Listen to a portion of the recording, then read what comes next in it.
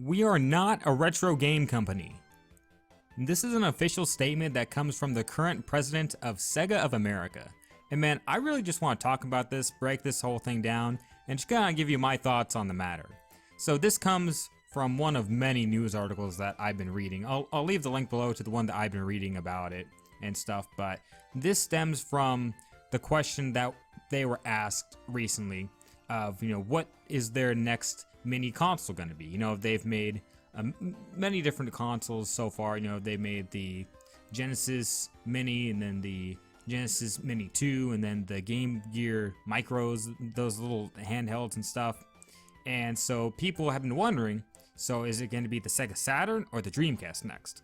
And they just put the whole kibosh on this thing. They were like, no, we're not doing any more minis. No, we're not making any more, so stop asking. Now, no, of course, they didn't say it exactly like that. That's just my own little spin and take on it. But they're very against the idea of doing any more of those consoles. They're like, nope, we're not a retro game company. This is not what we're aiming for.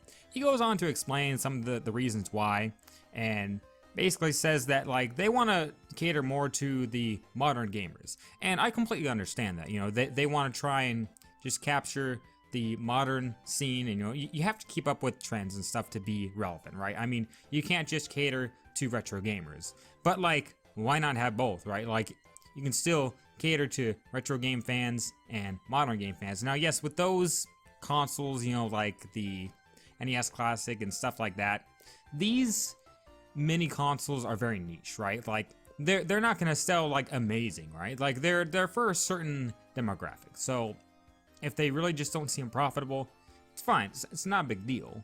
But like, to be so against it, it's like, nope, we're not a retro game company, which is a really weird statement because of two things. One, they're reviving a lot of their old franchises like Crazy Taxi, Jet Set Radio, stuff like that. They're making new games in those franchises, so that's kind of weird.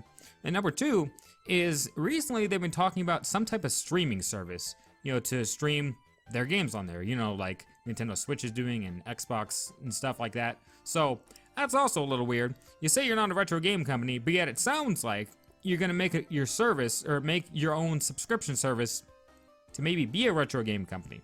That one's a little weird. I don't know if they're gonna have like new games on there as well as retro games. I would imagine so. Is it only gonna be retro games? Like, I don't know. No one really knows what's gonna happen with that subscription service, but that's a whole nother thing.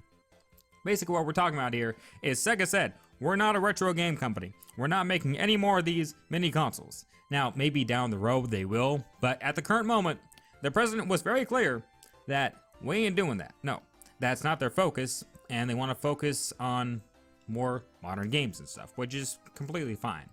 The problem with Sega, especially nowadays, it's like, it's hard for that company, because like, they're not, in the game scene like they used to be. Like, they don't have hardware. They don't have their own hardware, so they have to rely on having their stuff on other consoles like Nintendo Switch and Xbox and PlayStation and stuff. It's like, they don't have their own console. Like, they're not in the console war anymore. They haven't been for what, over 20 years? So it's kind of hard to look at Sega.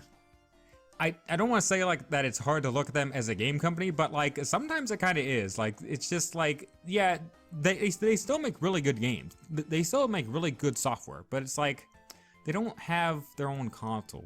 So when I hear that they're gonna like make some type of streaming service, it's like, what are you gonna put it on? Because you can play a lot of the Sega games elsewhere. Now, yes, they just took off a lot of their games on Steam, right? They delisted like 60 games or something.